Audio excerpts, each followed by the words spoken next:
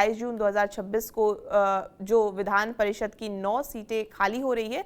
RJD की 2, जिसमें है जेडीयू की 3, बीजेपी और कांग्रेस की 1-1 सीट, जबकि 2 सीट पहले से ही खाली है। आरजेडी के मोहम्मद फारूक और सुनील कुमार सिंह, जेडीयू के गुलाम गौश, भीष्म सैनी और कुमुद वर्मा, बीजेपी के संजय मयूख और कांग्रेस के समीर कुमार सिंह का कार्यकाल खत्म हो गया है। साथ ही बीजेपी के सम्राट चौधरी और जेडीयू के भगवान सिंह कुशवाहा विधायक बनने के कारण उनकी भी सीट खाली हो चुकी है। इसके अलावा 3 सीट और जिस पर उपचुनाव होंगे, नीतीश कुमार, मंगल पांडे और राधाचरण सेठ की सीट। तो गणित के अनुसार अगर हम सर देखें तो 243 विधायक में 10 विधायक के लिए 1 सीट जीतने के लिए 25 वोट चाहिए। तो मौजूदा संख्या बल के हिसाब से एनडीए को बढ़त दिख रही है। जिस तरह से आरजेडी की अगर हम बात करें तो मोहम्मद फारूक और राबड़ी के मुंह बोले भाई सुनील सिंह का कार्यकाल पूरा हो रहा है अभी, और सुनील सिंह का दोबारा विधान परिषद जाना लगभग तय माना जा रहा है। तो क्या सिर्फ 41 विधायकों के सहारे महागठबंधन एक से ज्यादा सीट पर दावा ठोक पाएगा? और एक सवाल ये भी है कि राज्यसभा चुनाव में जिस तरह से ओवैसी की पार्टी एआईएमआईएम ने महागठबंधन का साथ दिया था, तो वो तो इसी शर्त के साथ थी ना कि उनका एक एमएलसी बनाया जाए, या कुछ और भी शर्तें थी उनकी, लेकिन एमएलसी का प्रमुख उस वक्त शर्त रखा गया था। तो क्या कुछ ऐसा होता हुआ आपको दिख रहा है? नहीं, मुझे तो ऐसा होता हुआ नहीं दिख रहा है, क्योंकि वो तो गणित स्पष्ट है ना। अगर 243 विधानसभा की सीटें हैं बिहार, तो जितनी सीटों पर चुनाव होना है तो 243 बटा कर दीजिए।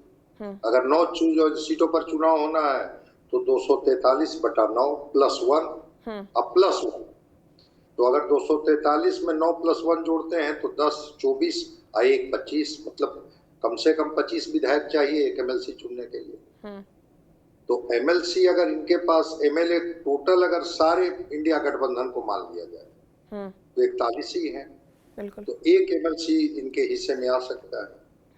हालांकि ठीक है, इसमें first preferential, second preferential, third preferential की भी बात होती है, लेकिन वो स्थिति ये होती है जब आपके पास विधायकों की संख्या अधिक हो।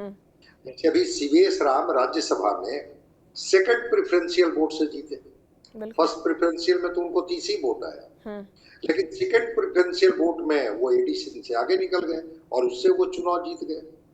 तो ऐसी कोई स्थिति तो इनकी है नहीं। एक दूसरी बात, क्या ये सीट आरजेडी को मिलेगी या एआईएमआईएम ने जो इनको वोट किया था, एआईएमआईएम के साथ कुछ ऐसी शर्तें रखी गई थी कि राज्यसभा में आप मेरे साथ खड़े हो जाइए, एमएलसी में आपके किसी कैंडिडेट को वोट करेंगे।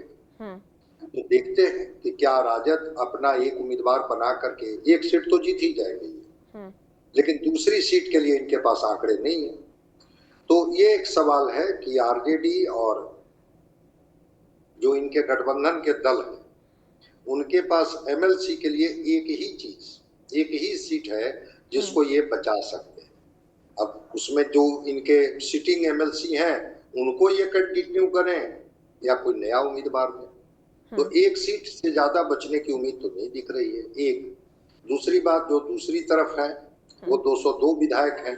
तो जो 202 विधायक हैं, वो 202 विधायक तो अपने जो उनके कैंडिडेट होंगे उनको देंगे, और जो कुछ बच भी जाएगा तो सेकंड प्रेफरेंशियल वोट का लाभ उनको मिल जाएगा। राज्यसभा में जैसे मिला, यहाँ भी सेकंड प्रेफरेंशियल वोट का लाभ मिल जाएगा। तो आरजेडी या गठबंधन, इंडिया गठबंधन से जो आप सवाल पूछ रही हैं, उसमें तो एक सीट उनका सेफ दिख रहा है। दूसरी सीट मुझे नहीं दिख रहा है कि वो दूसरी सीट उनके हिस्से में जाने वाली है, क्योंकि सबको मिला भी देंगे तब भी उनके पास विधायकों की संख्या 41 हो रही है, और उसमें तो 3-4 विधायक कांग्रेस के कल क्या करेंगे, क्योंकि अप्रैल के लास्ट में हमारी समझ से या मई के फर्स्ट वीक में ये प्रक्रिया पूरी हो जाएगी। तो 4 विधायक तो कब किधर गठबंधन में जाएंगे। हो सकता है कि नई सरकार जो गठन होने जा रही है नीतीश कुमार जी के इस्तीफे के बाद, अब हो सकता है कि 4 विधायक अलग हो जाएं और वो उन पर दल विधेयक कानून भी लागू नहीं होगा, और उनको स्पीकर जो होंगे विधानसभा में अलग बैठने की व्यवस्था कर देंगे। एक सीट उनका लग रहा है जहां पर वो सुरक्षित है, बाकी तो मुझे नहीं दिख रहा है।